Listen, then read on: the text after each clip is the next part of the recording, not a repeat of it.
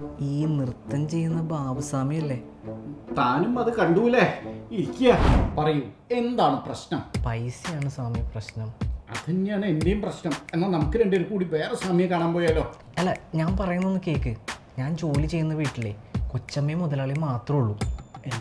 അല്ല, അതല്ല, ഇവർ രണ്ടുപേരുടെയും കയ്യിൽ ഇട്ട് മൂടാനുള്ള പൈസയുണ്ട്. ഇതിൽ ഈ കൊച്ചമ്മേനൊന്ന് വളച്ചെൻ്റെ കൈ കിട്ടിക്കഴിഞ്ഞാൽ നെക്സ്റ്റ് ഡേ ഞാൻ റിച്ചാ. മാമാ മിയ, ഒരു വഴിയുണ്ട്. ഞാൻ വശീകരണ മന്ത്രം ജപിച്ച ഒരു ഭസ്മം തരാം. അത് 8 ദിവസം പാലിൽ ചേർത്ത് അവർക്ക് കൊടുക്കുക. 9ാമത്തെ ദിവസം നിങ്ങളുടെ ആഗ്രഹം സാധിക്കും. ഒരു കാര്യം ചെയ്യാം, ദക്ഷിണയായിട്ട് ഇവിടെ പൈസ വെച്ചോളൂ. ദക്ഷിണ കിട്ടിയാൽ ഞാനത് പൂജിച്ചു തരാം. സ്വാമി തിമിരം അല്ല, ഫാഷൻ. വാച്ച്, ഷർട്ട്, എൻ്റെ ശക്തി കൂടിയ വശീകരണ മന്ത്രം ഏറ്റില്ലേ? വശീകരണ മന്ത്രം ഏറ്റു സ്വാമി. പക്ഷെ ഒരു പ്രശ്നമുണ്ട്.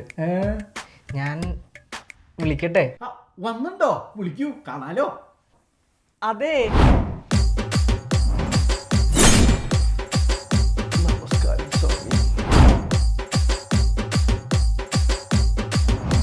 ഇതാണ് സ്വാമി പ്രശ്നം. സ്വാമി തന്ന ഭസ്മം ഞാൻ പാലിലൊക്കെ കാച്ചി. പക്ഷെ കൊച്ചമ്മയ്ക്ക് കാച്ചിയ പാല് ഈ തെണ്ടിയാ സ്വാമി കുടിച്ചു തീർത്തത്. മാങ്ങയ്ക്ക് എറിഞ്ഞത് കശുവണ്ടിക്കാണ് കൊണ്ടത്.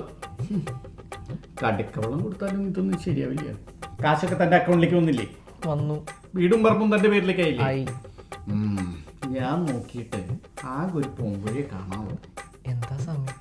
കണ്ണാടി ഇങ്ങോട്ട് തരാ. എന്തിനാ സ്വാമി കണ്ണാടി? ഇത് വെച്ച് കഴിഞ്ഞാൽ ഇരിക്കൊന്നും കാണണ്ടല്ലോ. عندي خوش فاصلة يا اخي تفوز والله خوش رقصة يا اخي دوس عندي خوش فاصلة يا اخي تفوز والله خوش رقصة.